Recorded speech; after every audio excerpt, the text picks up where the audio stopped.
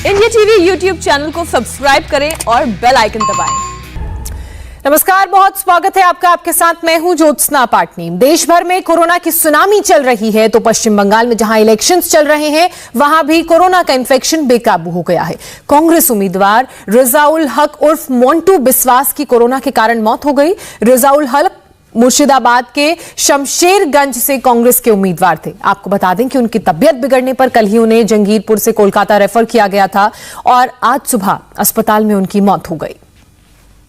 तो इस वक्त की बड़ी खबर हम आपको बता रहे हैं। कांग्रेस के उम्मीदवार जो पश्चिम बंगाल से चुनावी मैदान में थे, उनकी कोरोना के कारण मौत हो गई। मुर्शिदाबाद के शमशेरगंज के कांग्रेस कैंडिडेट ये थे रजाउल हक, इनका नाम बताया जा रहा है और आज सुबह कोलकाता में इनकी मौत हो गई। चुनाव के बीच पश्चिम बंगाल में पिछले 24 घंटे में कोरोना के 5,892 नए मामले सामने आए हैं और 24 लोगों ने अपनी जान भी कोरोना के कारण गंवाई है। जिस रफ्तार से केस बढ़ रहे हैं उसे देखते हुए चुनाव आयोग ने बड़ी बैठक बुलाई है। चुनाव आयोग ने कल सभी दलों की यह बैठक बुलाई है। चुनाव प्रचार के दौरान जुट रही भारी भीड़ और कोरोना गाइडलाइंस के उल्लंघन के बीच चुनाव आयोग ने यह मीटिंग बुलाई है।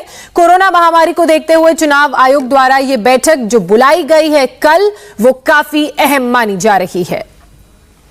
चुनाव आयोग ने जहां कल सभी दलों की बैठक बुलाई है तो वहीं कोरोना के बढ़ते संक्रमण को देखते हुए वाम दलों ने बड़ा फैसला किया है। वाम दलों ने ऐलान किया है कि वो राज्य में कोई भी बड़ी रैली नहीं करेंगे। पार्टी के मुताबिक पहले से तय रैलियां भी कैंसिल कर दी जाएंगी। रैलियां रद्द करने के बाद अब पार्टी के नेता डोर टू डोर कैंपेन करेंगे। प्रचार करने के लिए सोशल मीडिया का सहारा लिया जाएगा और लोगों तक संपर्क साधने की कोशिश की जाएगी।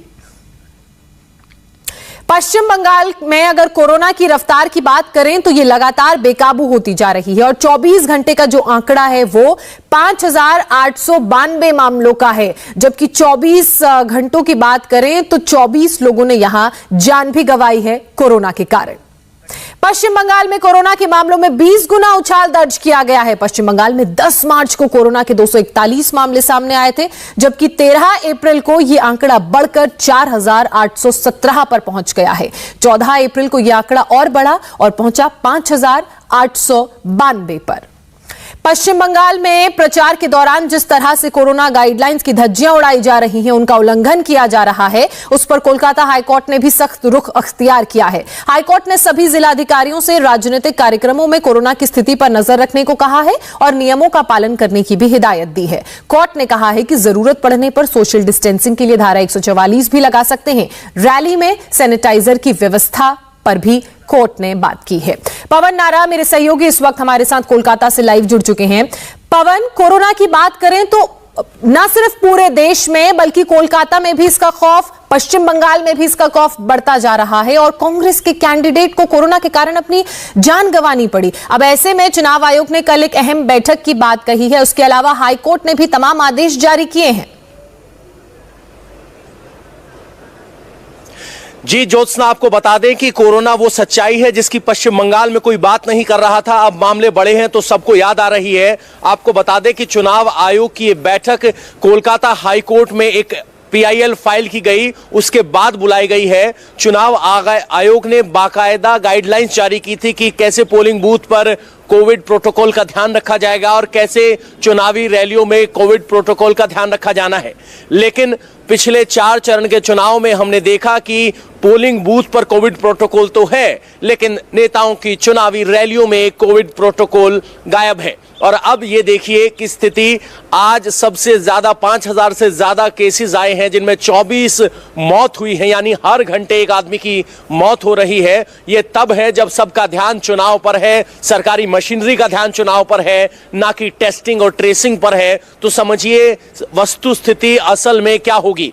सबसे बड़ी बात यह है कि जो 16 तारीख को 2 बजे सर्वदलीय बैठक बुलाई गई है, उसमें वर्चुअली डिस्ट्रिक्ट इलेक्शन ऑफिसर भी शामिल होंगे और यह उम्मीद जताई जा रही है कि चुनाव आयोग शायद कोई ऐसे कदम उठाए जिससे रैलियों में जुटने वाली भीड़ पर रोक लग सके। जिस तरह से वाम दलों ने कहा है कि वो चुनावी रैलियां नहीं करेंगे, ऐसी स्थिति में बाकी टीएमसी, बीजेपी और कांग्रेस पर भी दबाव होगा कि वो इस तरह के कदम उठाएं, क्योंकि यहां कोरोना की स्थिति फिलहाल जो आंकड़ों में दिख रही है उससे कहीं ज्यादा खतरनाक हो सकती है। बिल्कुल, जो आंकड़े सामने आए हैं, जैसा कि आपने भी बताया और हमने अपने दर्शकों को भी दिखाया, वो बेहद खतरनाक है। और जो कल इलेक्शन कमीशन ने बैठक बुलाई है सभी दलों के साथ, वो काफी अहम मानी जा रही है। किसी फैसले की उस बैठक में उम्मीद भी जताई जा रही है। बहरहाल बहुत शुक्रिया पवन आपका हमारे साथ जुड़ने के लिए, तमाम जानकारी साझा करने के लिए।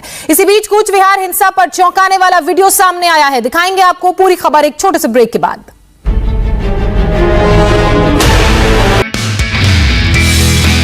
नमस्ते, मैं हूं मीनाक्षी जोशी। वीडियो और खबरों से अपडेट रहने के लिए India TV YouTube channel subscribe करें, बेल आइकन दबाना ना भूलें। जुड़े रहें इंडिया टीवी के साथ।